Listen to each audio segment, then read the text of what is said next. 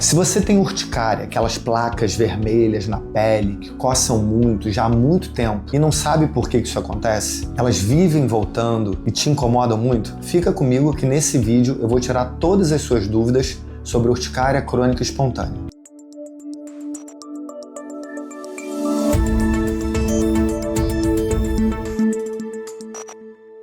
Meu nome é André Aguiar, eu sou alergista e imunologista formado no FRJ e trato pacientes com urticária diariamente. Nesse vídeo eu vou falar o que é urticária, quais os tipos de urticária, como é feito o diagnóstico da urticária crônica espontânea e como eu trato a urticária. E por último, eu vou te contar os novos medicamentos que foram lançados nos últimos anos para tratar a urticária crônica espontânea e que literalmente estão revolucionando a forma da gente tratar essa doença.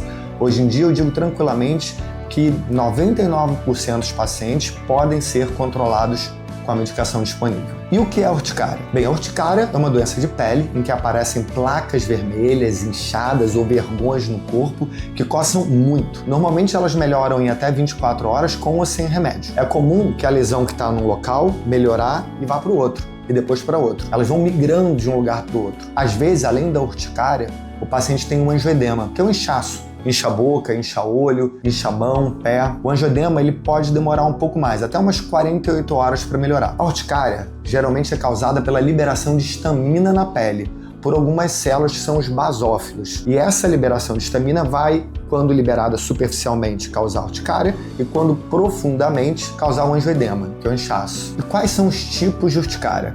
Bem, primeiro é importante saber, como eu disse, a urticária nada mais é do que a liberação de histamina pelos mastócitos, basófilos, na pele, levando a esse edema, esse inchaço, esse vermelhidão. Mas um monte de coisa pode levar à liberação de histamina na pele pelo mastócito. Por exemplo, se eu sou alérgico a camarão, amendoim, se eu sou alérgico a dipirona ou penicilina, se eu sou alérgico a picada de insetos, quando eu como amendoim, quando eu tomo a dipirona, quando eu sou picado pelo inseto, acontece uma reação alérgica que vai levar à liberação de histamina na pele e eu vou ficar todo empolado. Isso é uma urticária, mas é uma urticária aguda. Eu tenho essa alergia só depois de comer amendoim. Essa alergia dura alguns dias, 5, 7 dias, e melhora. Se eu não comer amendoim, essa alergia não aparece. Então é uma urticária aguda. Você tem alguns pacientes que vão ter as urticárias crônicas. Por definição, urticária crônica é quando dura mais de 6 semanas. Você tem uma urticária, você tem o fato dela ser crônica e você, na urticária crônica, tem vários tipos também. Você tem, por exemplo, a urticária ao frio. Se eu tô aqui um ar-condicionado batendo aqui em mim, essa minha face fica toda vermelha e coçando. Essa não. O que está causando a urticária é o frio. A mesma coisa acontece pelo calor. Da urticária ao calor, urticária colinérgica, o paciente está fazendo uma atividade física, está num spinning na academia, aumenta a temperatura corporal, começa a transpirar, ele fica todo empolado. O que está causando a urticária é o calor. Você tem outro tipo de urticária que é a urticária vibracional. Estou andando de bicicleta, estou lá vibrando, tá andando no paralelepípedo, eu começo a me coçar. Você tem um outro tipo que é o dermografismo, que é uma urticária que acontece só quando você exerce uma pressão sobre a pele. Então vou lá, faço isso, aqui fica tudo empolado e vermelho, coçando. Tem até urticária pelo sol. Se eu boto a minha mão aqui, aonde pegou o sol, aqui fica tudo vermelho coçando e aqui não fica vermelho nem coçando, é só onde pegou o sol. Nesses casos, a gente tem uma causa para urticária. Já na urticária crônica espontânea, que é o tema desse vídeo, não tem causa. Como o nome disso, ela é espontânea. Na verdade, até tem uma causa. Na maioria das vezes, é um processo autoimune, mas acontece espontaneamente, acontece do nada. Não foi o sol que pegou, não é um calor, não é um frio, não é nada. Você dormiu e simplesmente acorda todo empolado, vermelho, coçando e por vezes inchando boca e olho também. E como que é feito o diagnóstico da urticária crônica espontânea? Bem, o diagnóstico é clínico. Os exames são só para descartar outras doenças, como os testes alérgicos para descartar uma alergia alimentar, ou às vezes até uma biópsia para descartar uma vasculite urticariforme, ou um exame de sangue para saber se além da urticária você tem uma outra doença concomitante. Mas na maioria das vezes, o paciente chegou no seu consultório pela história, pelo exame físico, você já faz o diagnóstico de urticária crônica espontânea sem precisar de nenhum outro exame. E os pacientes sempre perguntam, eu tenho que evitar algum alimento ou algum medicamento se eu tenho urticária crônica espontânea? Não. Como eu disse, a urticária não é causada por um alimento. Esse tipo de urticária, né? A urticária crônica espontânea não é causada por um alimento. Então você pode comer o que quiser. O paciente sai daqui direto para uma churrascaria. E medicação? Aí 30% dos pacientes com urticária crônica espontânea referem uma piora da urticária quando tomam alguns medicamentos, principalmente os anti-inflamatórios. não são todos. Então, se você toma lá dipirona, ibuprofeno e não sente nada, pode continuar tomando. Mas se você toma e percebe que naquele dia a urticária piorou muito, nesse caso, você tem que parar esse medicamento e essa família de medicamentos anti-inflamatórios. E a urticária crônica espontânea, ela é causada pelo estresse? Não. Como eu disse, na maioria das vezes é um processo autoimune. Porém, sim, o estresse pode piorar uma urticária. Ele é um fator agravante. Outra coisa que eu sempre digo para os meus pacientes, a urticária crônica espontânea não mata. O paciente vem aqui morrendo de medo de fechar a garganta e tal. Isso não acontece nesse tipo de urticária. Pode ficar tranquilo. Você não vai morrer de urticária crônica espontânea. E também não vai ter isso pro resto da vida. É uma doença autolimitada.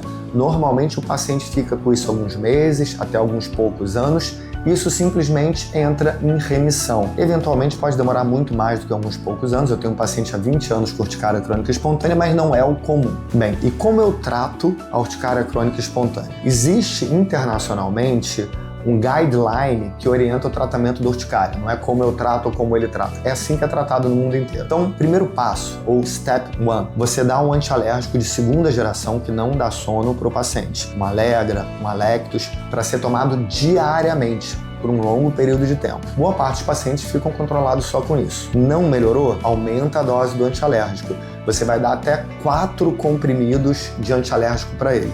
Isso é o Step 2, né, o segundo passo. 2 comprimidos pela manhã, 2 comprimidos à noite, de um antialérgico de segunda geração, Alectos, Allegra, por um período prolongado de tempo. Normalmente, com isso, você consegue controlar 90% ou mais dos casos de urticária. Não controlou? Step 3, terceira etapa. O que você vai fazer? Vai entrar com um imunobiológico. A gente já tem há bastante tempo o Xolair, que é um imunobiológico usado para tratar isso, e hoje em dia tem o Dupixent. São medicamentos mais complexos, eu vou falar um pouquinho mais depois, que funcionam muito bem para tratar a urticária crônica espontânea.